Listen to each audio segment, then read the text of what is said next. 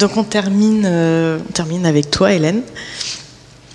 Donc toi qui es co-organisatrice de cette journée d'études, doctorante également de l'université Paris 1 Panthéon-Sorbonne sous la direction de Philippe Dagen, avec un sujet de thèse qui porte sur les collectionneurs du milieu de la mode et du luxe, allant de Jacques Doucet jusqu'à François Pinault, et donc qui développe une analyse de leur collection, mais aussi du rôle de ces collectionneurs sur la scène artistique du XXe et XXIe siècle. Et donc pour la présentation aujourd'hui est dédiée au jeu de miroir entre Yves Saint Laurent et Andy Warhol et la construction d'une icône. Donc cette intervention est extraite de ma thèse que je suis en train de rédiger et qui porte sur les collectionneurs d'art du secteur de la mode et du luxe du XXe et XXIe siècle en France. Cette partie en fait s'inscrit dans un chapitre un peu plus large qui concerne la collection Pierre Bergé Yves Saint Laurent en rapport avec les artistes de leur temps, donc notamment Andy Warhol, mais pas seulement. Et plus généralement, il y a une grande partie de ma thèse qui concerne la collection Pierre Bergé Yves Saint Laurent et la figure de collectionneur qu'ils ont incarnée, qui est particulière en fait. Et alors je précise juste un petit détail technique qui est que certains cartels ne sont pas totalement complétés puisque je n'ai pas fini de préciser tout le volume iconographique. Donc la relation entre Yves Saint Laurent et Andy Warhol est mal connue. Pourtant, elle fut une relation qui, du fait de l'amitié, des affinités esthétiques et d'une estime réciproque, dépasse le lien mécène-artiste ou plus exactement l'éclair d'un jour inattendu, loin des poncifs. C'est en effet par un dialogue qui s'instaure, illustré par les différentes versions du portrait de Saint Laurent réalisé par Warhol, où chacun des deux protagonistes voit en l'autre, dans un jeu de miroir, à la fois une part de lui-même et une part de ce qu'il voudrait être. Donc, Yves Saint Laurent et Andy Warhol se croisent une première fois à Paris en 1965, à la galerie d'Ileana Sonaben, qui consacre une exposition à l'artiste. Ils se recroisent une seconde fois par l'intermédiaire de Fred Hughes, collectionneur et surtout manager d'Andy Warhol, en 1968 à New York. En 1970, Andy Warhol se rend à Paris pour le tournage du film qu'il co-dirige avec Paul Morisset, intitulé L'amour, dans lequel joue Karl Lagerfeld, lequel prête également son appartement pour plusieurs scènes. Ce dernier est alors très ami avec Saint Laurent. Le couturier, à l'issue de sa collection Pop Art, a lancé la première ligne pérenne de prêt-à-porter de la mode française, Yves Saint Laurent Rive Gauche. Il déclare en 1968 « Il y a une grande différence entre Mademoiselle Chanel et moi. Je précise qu'il est depuis plusieurs années déjà considéré comme le successeur de Chanel, à la fois par les observateurs du milieu de la mode, mais également par Chanel elle-même qui l'a adoubé, et par lui. Il dit donc « J'adore mon époque, j'adore les boîtes de nuit, j'adore ce qu'elle appelle les yéyéyés, j'adore les boutiques, enfin j'adore tout ce qui fait notre époque, et tout cela a une énorme influence sur moi. » C'est là un tout premier point commun avec Warhol. 2 ans plus tard, il lance sa ligne masculine. Le nom d'Yves Saint Laurent est désormais une marque. Frappé par le style dandy 70s, mêlant une élégance classique de la coupe et des contrastes de couleurs et de motifs du couturier, Warhol abandonne le blouson noir de ses débuts, symbole du rebelle américain des années 50, puis du rocker underground à l'image de Lou Reed, pour le style Saint Laurent. Il délaissera le tournage de son film pour accompagner Saint Laurent aux puces et dans les magasins d'objets d'art. Il partage d'ailleurs une passion pour la déco auquel Warhol a été initié par sa galeriste parisienne Ileana Sonaben. En 1971, pour le lancement du premier parfum masculin de sa marque, Yves Saint Laurent pose nu pour Jean Louzieff, donc l'illustration qui se trouve là. Le style dépouillé, l'évidente référence christique, le port de lunettes comme marqueur de contemporanéité, et surtout le fait qu'il est le premier couturier à oser poser nu, qui plus est pour une publicité de sa marque, tout concourt à un succès médiatique immense, mêlé d'un scandale qui sert ce succès. Mais surtout, cette photo est le premier pas vers le statut d'icône d'Yves Saint Laurent. La référence christique y contribue grandement puisqu'elle la rend familière. Ajoutée aux détails disruptifs de modernité, elle ne peut que marquer durablement les esprits. Cependant, le Christ ici n'incarne pas Dieu, mais sa propre marque, sa marque faite chair, c'est-à-dire sa propre image de lui-même, une image qui est, dans le même temps, devenue un univers de signes, d'évocations qui dépasse la seule personne qui est Saint Laurent. Il poursuit cette logique en commandant en 1972 à Andy Warhol son portrait. Voilà. C'est également cette année-là que Saint-Laurent et Berger deviennent pleinement propriétaires de leur marque et déménagent au 55 rue de Babylone, qui deviendra le lieu emblématique de leur collection. Au début des années 70, Warhol commence à réaliser des portraits sur commande des figures de la jet-set américaine, mais aussi européenne, s'inscrivant dans la lignée des portraitistes mondains. Cependant, il y applique sa propre logique. D'une part, une satisfaction à suivre les directives de ses clients, s'adaptant à leurs désirs, et d'autre part, à rester dans la logique sérielle, appliquant ainsi à ses figures médiatisées le même procédé qu'aux objets de consommation de l'American Way of Life. Ces portraits sont en général composés de 2 images qu'il retravaille ensuite à la peinture acrylique et à l'encre sérigraphique. Le portrait qu'il fait de Saint-Laurent se distingue sur plusieurs points. D'une part, contrairement à ses autres portraits de cette période, les poses choisies en diptyque contrastent nettement l'une avec l'autre. La première s'inscrit de façon claire dans l'iconographie de l'allégorie de la mélancolie. On pense bien sûr en premier lieu à l'œuvre de Dürer, mais aussi à la représentation de l'artiste à l'époque romantique. Le point qui tient le visage penché, le regard dans le vide, ou plus exactement dans la contemplation d'une chose invisible, qui renvoie à l'expression d'un état d'âme, d'un état mental. La seconde main se niche dans le creux du coude, donc on voit tout en haut, dans le creux du coude, dans une attitude défensive de recul qui renforce une forme d'auto-exclusion du monde qui l'entoure. La seconde posture s'inscrit, elle, dans une forme traditionnelle du portrait. Yves Saint-Laurent se présente le buste de 3/4, mais le visage de face dans une posture très frontale, en gros plan. Il ne sourit pas et son regard inquiet ou du moins interrogateur semble questionner le regardeur. Comme dans le cas de la majorité des portraits de cette époque de l'œuvre de Warhol, il a été réalisé à partir d'une série de polaroïdes.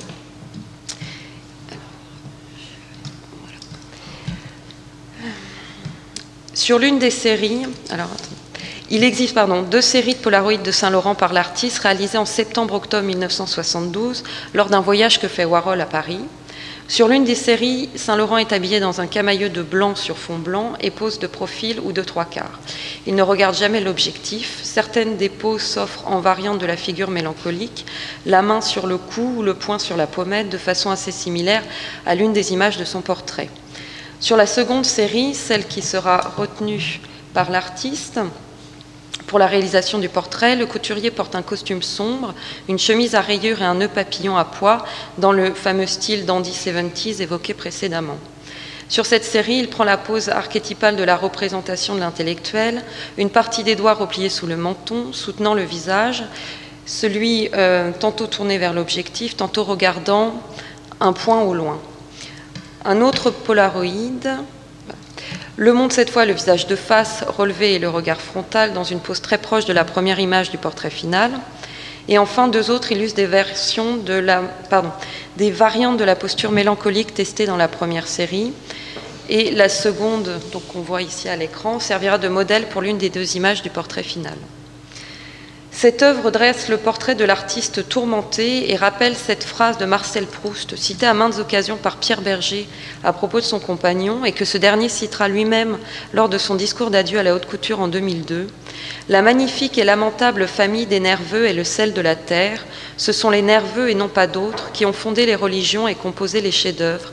Jamais le monde ne saura tout ce qu'il leur doit et surtout ce qu'eux ont souffert pour les lui donner. » Or, les différentes postures de Saint-Laurent sur les séries de Polaroid montrent une proximité très claire avec 2 photos, parmi les plus connues de Marcel Proust. On le voit en effet tenant de la même façon son visage avec ses doigts en partie repliés, le regard sur l'une fixant l'objectif et sur l'autre dans une pose plus alanguie, et le visage mélancolique. Et on note dans les 2 cas l'élégance de la mise. Enfin, un dernier élément prouve que cette proximité dans la représentation n'est pas fortuite. La même année, Warhol réalise à partir des 2 photos précitées un portrait de Proust. En 1966, il avait réalisé un autoportrait sur le mode sériel, dans une posture similaire à celle de Proust, la main devant le menton, le pouce sous celui-ci, l'index sur la joue, tandis que le majeur se pose devant la bouche. Cette posture, qui traduit habituellement une posture d'écoute, semble ici, en raison du regard qui fixe l'objectif, une posture d'interrogation du spectateur et de mutisme volontaire. Proust partage avec Warhol la passion de la photographie, ou plus précisément la passion de collecter et conserver les portraits photographiques des autres, célébrités qu'il admire, proches parents, amis, anciennes amours, modèles de ses personnages, mais aussi de nombreux autoportraits. Toute relation qu'entretient l'écrivain débute toujours par un échange de photographies initié par lui, dans un rapport quasi fétichiste à l'image. Ces images sont autant de témoins du grand monde de l'écrivain et du temps qui passe. L'intérêt pour Proust de Warhol et Saint-Laurent et l'identification certaine du couturier à l'écrivain, bien comprise par Warhol, est révélateur de la proximité qui unit ces deux personnalités. Sa mélancolie et sa timidité profonde, sa tendance dépressive, son homosexualité qu'il eut des difficultés à assumer, nonobstant le contexte de son temps, sa passion pour le beau, son goût pour l'élégance et les cercles mondains, devenus la jet-set, sont des traits que Proust partage avec Saint-Laurent et Warhol. La vie de Proust, confondue avec son œuvre, elle-même d'une très grande valeur, en fait un modèle valorisant à leurs yeux. Mais au-delà de Proust, Warhol et Saint-Laurent partagent encore de nombreux points communs. D'une part, ils sont tous les deux fascinés par leur époque, comme on a dit précédemment. Ils aiment la fête et le monde de la nuit, les lieux à la mode, être entourés d'amis et de relations mondaines, de personnes jeunes, belles, sinon charismatiques, qui les inspirent dans leur travail. Leur talent a été reconnu très rapidement, les rendant incontournables dans leur domaine et leur offrant une médiatisation sans précédent dont ils jouent et qu'ils intègrent dans leur travail. La particularité de ce traitement médiatique est liée à leur capacité à épouser leur époque. Si Saint-Laurent est parvenu en 2 collections à relier ses créations de mode à l'histoire de l'art, grâce à la robe Mondrian et à l'art de son temps par ailleurs grâce à la collection Pop Art, Warhol, en 2 images au sein d'un même portrait, lui offre le statut d'artiste selon le même procédé.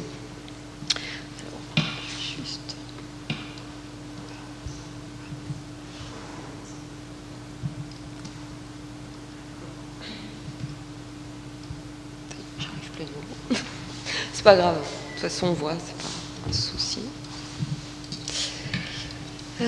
Ainsi qu'il a été analysé, la première image l'inscrit dans la lignée de la mélancolie et de l'allégorie, l'inscrit dans la lignée de la mélancolie, de l'allégorie à l'incarnation par le biais de l'artiste tourmenté de l'époque romantique. La deuxième image semble inscrire dans l'art de son temps dans un jeu de miroir avec Warhol lui-même. Si l'on approfondit l'analyse de l'autoportrait de Warhol de 1966, on remarque que sa posture, par son hiératisme, sa tenue, place le sujet dans une position de maîtrise, donc de distance vis-à-vis du principe même d'être prise en photo, ainsi que vis-à-vis du spectateur. Il en découle une forme d'aura énigmatique, de mystère, ce dernier élément étant le propre de l'icône. L'image de Saint-Laurent de face questionne la différence de plan entre son visage, au plus proche de l'objectif, et ses épaules de 3/4, dont l'une de ce fait apparaît au second plan, lui donne une posture très volontaire et crée un écho avec la frontalité du regard.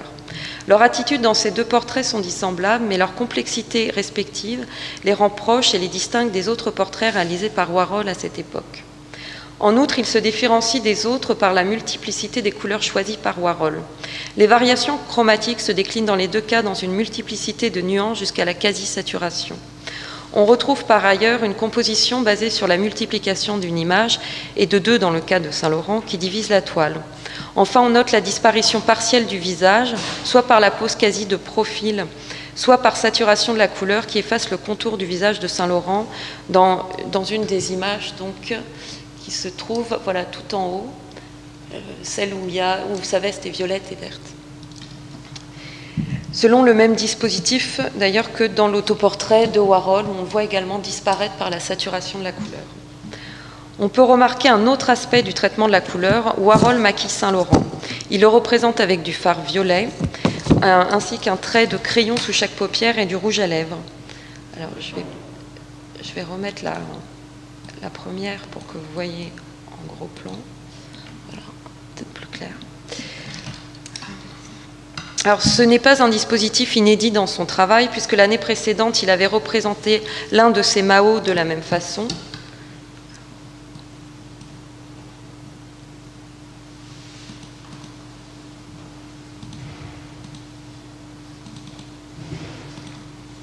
Donc là, j'ai pas pu vous trouver juste un portrait de Mao maquillé de façon, on va dire, naturaliste, mais vous pouvez le voir juste là, à l'angle. Pour autant, dans le cas de Mao, il s'agissait d'une trituration d'une image massivement médiatisée d'un chef d'État militaire et puissant considéré comme un adversaire de l'Amérique. Il en résultait une impression de dérision, de mise à bas non seulement du mythe d'une figure triomphante et redoutée, mais aussi d'une construction politique de la virilité. Dans le cas d'Yves Saint-Laurent, l'angle n'est évidemment pas le même. Il s'inscrit dans un questionnement de l'identité genrée, qui par la suite s'illustrera dans Ladies and Gentlemen, série de portraits de travestis, et en 1981 et 82 par la série Portraits in Drag. Alors, je vais vous montrer. Donc, ça, c'est Ladies and Gentlemen. Donc, il y a plusieurs versions.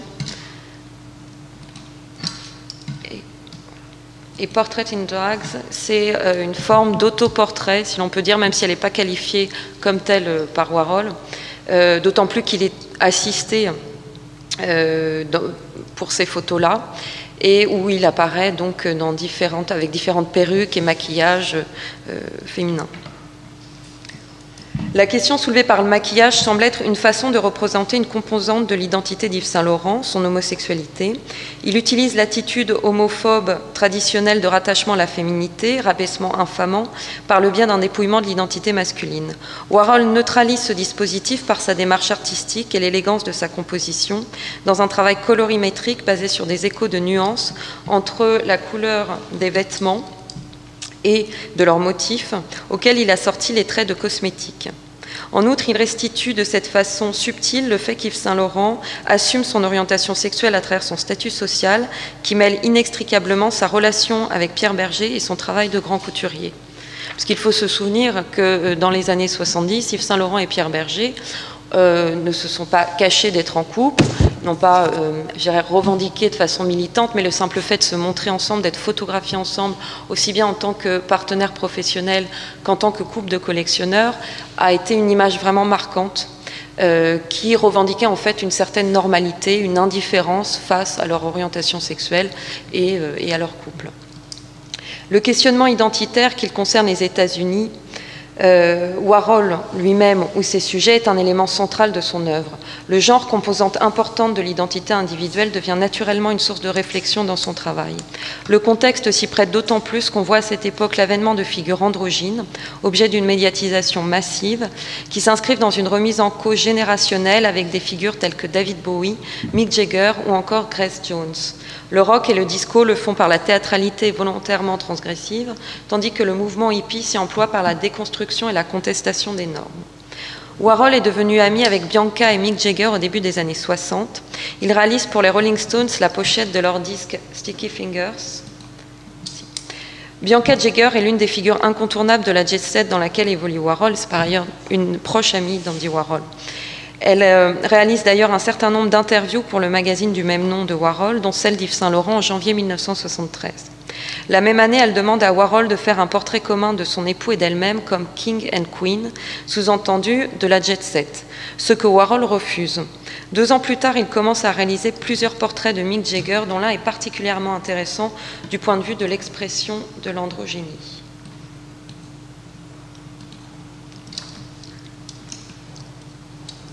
Dans le chromatisme pastel de son travail de cette époque-là, le même que celui du portrait de Proust qu'on a vu précédemment, il maquille son modèle d'un bleu très soutenu sur les paupières et d'un rouge à lèvres rose pâle sur le modèle d'une apparition de David Bowie en Ziggy Stardust 2 ans plus tôt. De même que pour Saint-Laurent, le maquillage exprime une partie du statut du modèle. Jagger, tout comme Bowie, est une figure de la rockstar androgyne. Mais si Ziggy Stardust est un personnage d'extraterrestre envoyant un message de paix aux humains dans un modèle au-delà du genre humain et donc des genres masculins et féminins, Jagger n'incarne aucun autre personnage que son personnage social. Il est une rockstar qui se distingue particulièrement par son sex appeal, ses conquêtes essentiellement féminines, ses groupies, donc il est dans une image de virilité conquérante en termes d'archétype. Pour autant, sa bouche, devenue un emblème de son groupe, est davantage perçue comme féminine, de même que son jeu de scène qui alterne un dynamisme considéré comme masculin et une sensualité considérée comme féminine. Son succès tant professionnel que personnel, son extraordinaire popularité, son statut iconique ne pouvaient que fasciner Warhol.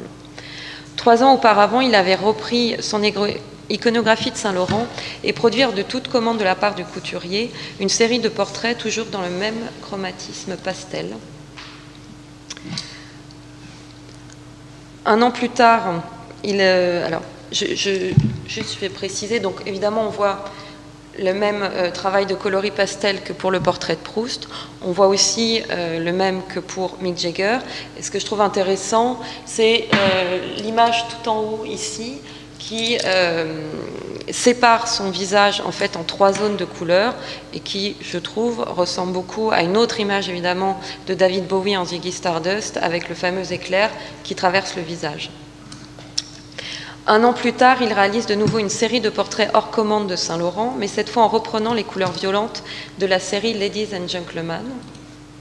Ici. Durant toute cette période où Warhol travaille sur l'ambiguïté, qu'elle soit sexuelle ou genrée, l'image de Saint-Laurent apparaît donc toujours en miroir de ses autres œuvres, en contrepoint. La question de la surface picturale rejoint ici celle de l'apparence. Si vous voulez tout savoir d'Andy Warhol, vous n'avez qu'à regarder à la surface de mes peintures, de mes films, de moi.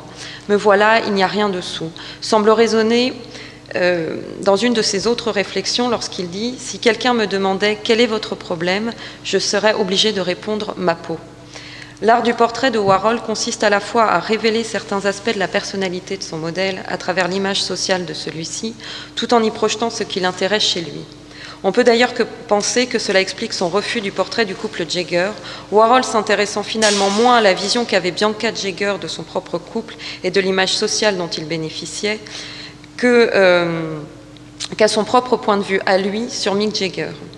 Étant extrêmement complexé par sa propre apparence, en particulier par sa peau, étant par ailleurs mal à l'aise par rapport à sa sexualité, à son homosexualité, à ses interactions sexuelles et amoureuses avec les autres, les portraits précités semblent, en montrant ce que les autres sont, montrer ce que lui n'est pas, ce qu'il ne parvient pas à être, une personne qui assume sa propre identité, son apparence, son rapport personnel sexualisé aux autres. À partir de cela, il semble légitime de se demander si Yves Saint-Laurent ne représentait pas à ses yeux l'identité de ce qu'il aurait souhaité être.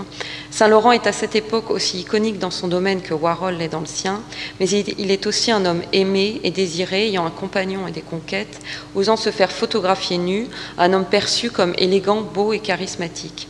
Dans cette optique, il n'est pas surprenant que Warhol soit un fabricant d'icônes, c'est-à-dire des images qui représentent l'inatteignabilité et l'intouchabilité.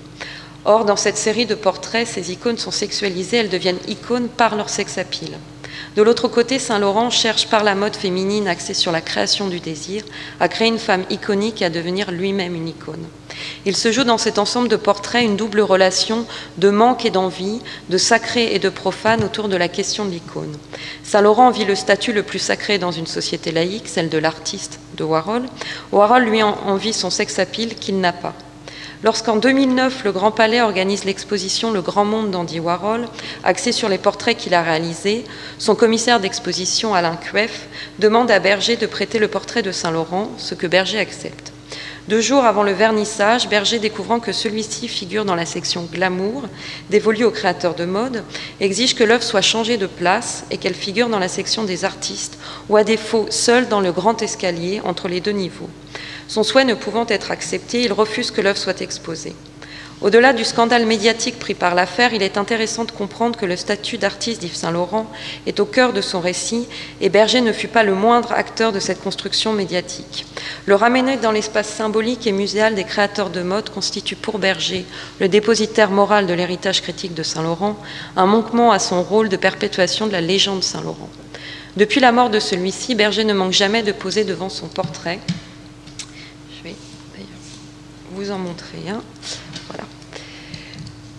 D'ailleurs, on se souvient que pendant la vente, la fameuse vente du siècle, considérée comme telle, de la collection Saint-Laurent-Berger, Saint-Laurent étant décédé depuis plusieurs années par ailleurs, Berger avait posé avec en arrière-fond le portrait de Saint-Laurent par Warhol. C'est donc vraiment une image qui est récurrente comment dire, à la fois d'ailleurs au départ dans l'appartement de la rue de Babylone, puisqu'il y a toujours eu des portraits de Saint-Laurent par Warhol de différentes versions dans l'appartement, mais aussi au sein de la maison de couture Saint-Laurent, puisque finalement le principal portrait, celui que je vous ai montré au début, a été déménagé dans la maison de couture pour être vraiment, comment dire, l'image officielle d'Yves Saint-Laurent. Et donc il a par ailleurs lui-même, Pierre Bergé a par ailleurs lui-même commandé à Warhol une version aux couleurs différentes, qui se trouve donc là, qui trône depuis lors dans son bureau. Or, l'institution muséale est l'outil de légitimation historique, elle est celle qui juge in fine de la légitimité de la place accordée à une figure de son vivant, celle qui va sanctuariser cette place ou la remettre en cause. L'aspect passionnel qu'a pris cette affaire aux yeux de Bergé ne doit pas pour autant faire oublier que l'artiste, objet même de cette exposition, a partagé son opinion. Du point de vue strict du discours scénographique, Bergé a raison, non pas tant du fait de sa conviction personnelle, mais en raison du regard que portait Warhol, dont le grand monde est exposé à travers ses toiles, lesquelles témoignent de son propre regard sur celui-ci. Le traitement de chacun des portraits que Warhol a réalisés de Saint-Laurent illustre sa propre perception de ces modèles et le statut qu'il leur accorde. À travers le portrait de Saint-Laurent, il démontre la place qu'il lui confère dans sa propre hiérarchie, non pas tant celle d'un mécène, bien qu'il l'ait été, mais bien celle d'un artiste. Je vous remercie.